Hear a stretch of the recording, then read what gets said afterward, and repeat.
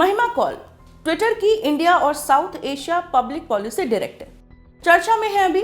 क्यों? क्योंकि उन्होंने अपने पद से इस्तीफा दे दिया है। हालांकि मार्च के आखिर तक वो इस पद पर बनी रहेंगी। महिमा कौल का इस्तीफा कोई सामान्य इस्तीफा नहीं माना जा रहा। वजह यह है कि ये इस्तीफा ऐसे समय पर आया है जब मोदी सरकार ट्विटर पर दबाव बढ़ाती जा रही है। दूसरी तरफ महिमा ने अपने इस्तीफे की वजह पर्सनल बताई है। उनके इस्तीफे को लेकर Twitter public policy vice president Monique Meche ने एक बयान जारी किया। बयान के अनुसार इस महीने की शुरुआत में महिमा कौल ने ट्विटर में अपने पद से इस्तीफा देने का फैसला किया ताकि वो छुट्टी पर जा सके, जो कि वो डिजर्व करती हैं।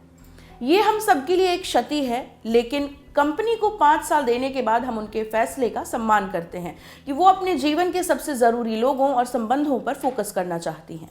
महिमा मार्च के आखिर तक अपने पद पर बनी रहेंगी और अपने पद पर नई नियुक्ति को लेकर सपोर्ट करेंगी।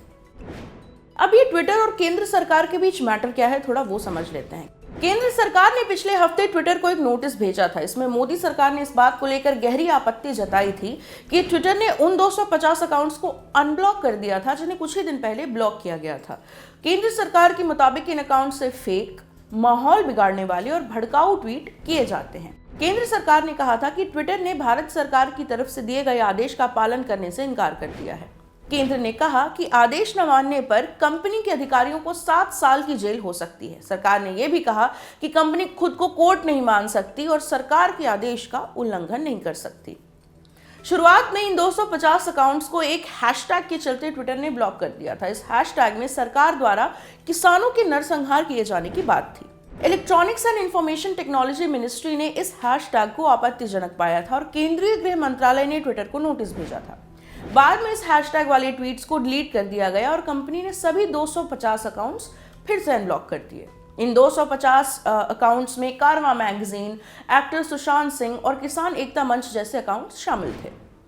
इस पूरे मामले के बाद महिमा कौल का इस्तीफा आया तो इसका यही अर्थ निकाला गया कि महिमा रिजाइन करने के दबाव में है, मगर ये दावे सोशल मीडिया पर चल रहे हैं। महिमा ने आधिकारिक तौर पर इस पर ऐसा कुछ नहीं कहा है। इस्तीफे की खबर के बाद ट्विटर पर महिमा प्लीज डोंट गो ट्रेंड भी करने लगा। अब महिमा कौल के बारे में थोड़ी बहुत जानकारी आपको और दे देते हैं।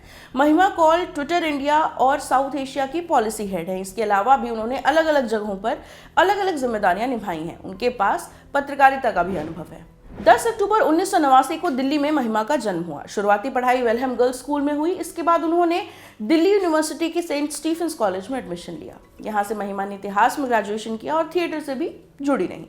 मैकगिल यूनिवर्सिटी से उन्होंने फिर से इतिहास और पॉलिटिकल साइंस में बीए किया। आगे की पढ़ाई करने के लिए वो वेस्टमिंस्टर यूनिवर्सिटी गई।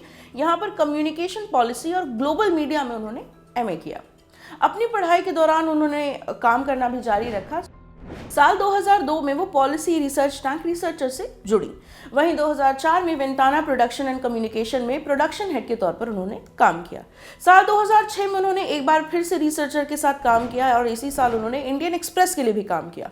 अखबार में उन्हें ऑप-एड पेज की जिम्मेदारी संभालने के साथ साथ ओपिनियन लिखने की भी जिम्मेदारी दी गई थी। फिर 2008 में करीब 2 महीने के लिए उन्होंने न्यूज एक्स में बतौर एंकर और संवाददाता के तौर पर काम किया। 2008 में ही महिमा फिर से इंडियन एक्सप्रेस में आ गई। इस बार उन्होंने ऑनलाइन वीडियो एडिटर के तौर पर ज्वाइन किया। इसके बाद टीवी न्यूज इंटरनेशनल में करीब 4 साल उन्होंने काम किया। साल 2012 से 2014 तक वो इंडेक्स ऑन सेंसरशिप संस्था से जुड़ी रही। यहाँ पर उन्होंने भारत के संबंध में सेंसरशिप और इंटरनेट गवर्नेंस के मुद्दे पर रिसर्च की। इसके बाद महिला ऑब्जर्वर रिसर्च फाउंडेशन का हिस्सा बनी। यहाँ पर वो साइबर और मीडिया इनिशिएटिव की हेड रही। साल 2015 में जाकर महिमा ट्विटर से जुड़ गई। ट्विटर में रहते हुए महिमा कौल ने फेक न्यूज के खिलाफ कड़े कदम उठाए, खासकर कोविड-19 के दौरान जब वायरस और इसे फैलाने को लेकर एक समुदाय के खिलाफ भ्रामक खबरें फैलाई जा रही थी। तब एक्सचेंज फॉर मीडिया को पिछले साल मई में दिए एक इंटरव्यू में कौल ने कहा, हमें एहसास हुआ कि कोविड-19 जैसी महामारी के समय हमारा प्लेटफॉर्म कितना महत्वपूर्ण है। लोग अपने घरों में बंद हैं और सोशल मीडिया के जरिए सूचनाएं हासिल कर रहे हैं।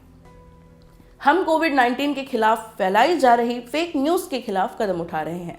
हम उन ट्वीट्स को प्लेटफॉर्म से हटा रहे हैं जिनमें महामारी को साजिश बताया जा रहा है और जिनमें लोगों को डॉक्टरी सलाह न लेने के लिए कहा जा रहा है। इसी तरह एक समुदाय विशेष को कोविड-19 संक्रमण फैलाने की साजिश बताने के खिलाफ कौल ने कहा, एक और चीज जो हम कर रहे हैं वो अमानवीय भाषा को अपने प्लेटफॉर्म से हटा रहे हैं, क्योंकि संकट के समय दूसरों पर सारी जिम्मेदारी डाल दी जाती है।